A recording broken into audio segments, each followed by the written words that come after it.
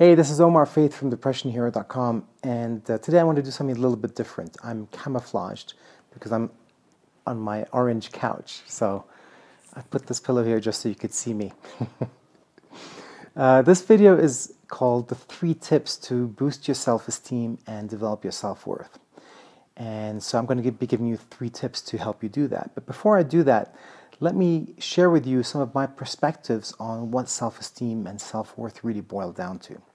So self-esteem, from my perspective, really boils down to what you believe about yourself and how you value yourself, how much you value yourself, how worthy you feel you are.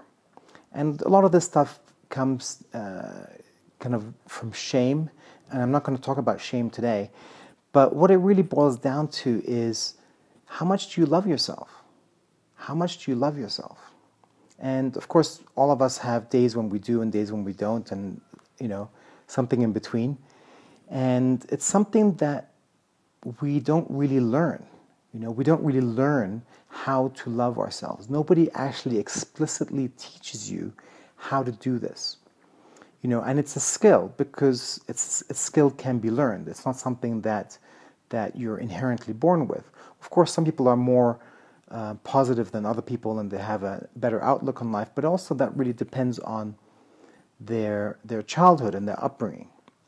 So why do you need good self-esteem? Well, if you have good self-esteem, strong self-esteem, and you really value and love yourself, that means that you'll be more confident in yourself.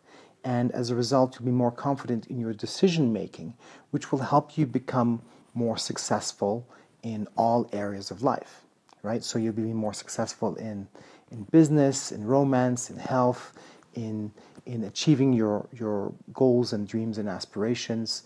And it'll just be something that, you can you'll have a richer experience of life. So that's why we all want and need better self-esteem. So if you've grown up in a difficult situation where self-esteem that you developed was not very high or very good, then there are still ways that you can develop it in adulthood, okay? Because it's a skill.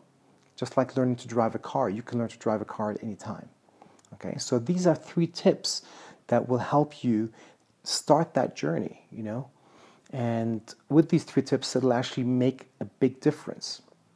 So the first tip is to watch your negative talk, your self-talk. How do you speak to yourself? What kind of things do you say? What's your tone of voice? And what's the conversation? And where is the conversation coming from? A lot of times it's something that we got from our parents or from a teacher or from some kind of religious group that we belong to. And we've just grown accustomed to this conversation, and we think that it's real, and it's not necessarily real. Okay? So really watch what that conversation is, and what do you say to yourself, and what that tone of voice is, and change it into something positive. And again, on my channel, I have other videos that talk about how to do that. The next tip, number 2, is coming back to the present, being here in the present.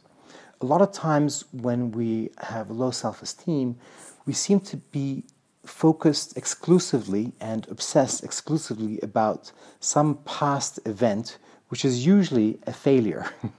I know I've done it, and I do it, and I have to catch myself and pull myself out of it, right? So it's something that you have to become aware of, and when you have to become aware of when you're not in the present and when you're stuck in some past failure experience, okay? And at that point you realize, oh yeah, that's a past failure.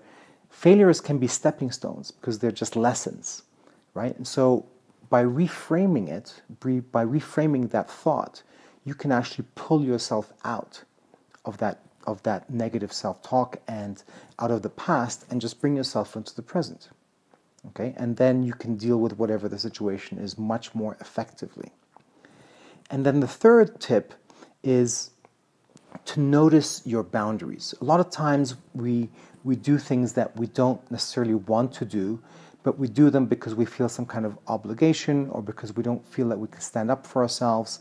because we don't feel that we're worthy enough or we're strong enough to stand up for ourselves, to say no, or set these proper boundaries. And again, this is a pattern that develops in childhood, right? We develop these patterns in childhood, and they just keep going through adulthood because nobody has taught us, nobody has taught you how to become more aware of these boundaries and help you get out of these patterns of weak boundaries, right? So again, you've got to look at, where is this coming from? Where are these weak boundaries coming from? And in fact, I made a video about that too. So I guess I have to put a lot of links to other videos here. Basically, it's important to watch your conversation, your inner conversation, your self-talk. You've got to watch if you're in the present or the past. And you've got to watch what your boundaries are, what you're allowing other people to do, and what you're allowing yourself to do. So those are the 3 tips. I hope you actually take action on them and start to look for these things. And I hope that you share this video and like this video, and please do leave me a comment, because I love receiving your comments about how it helped you or what other things you can add, some other tips that you have used in the past. Oops, this is moving all over the place. And go to my blog, DepressionHero.com. And there's lots of articles there. And also connect with me on Facebook at Facebook/DepressionHero. The same with Twitter, DepressionHero. Okay, so do leave me the comments. This is Omar Faith, and look forward to seeing you in the next video. Ciao.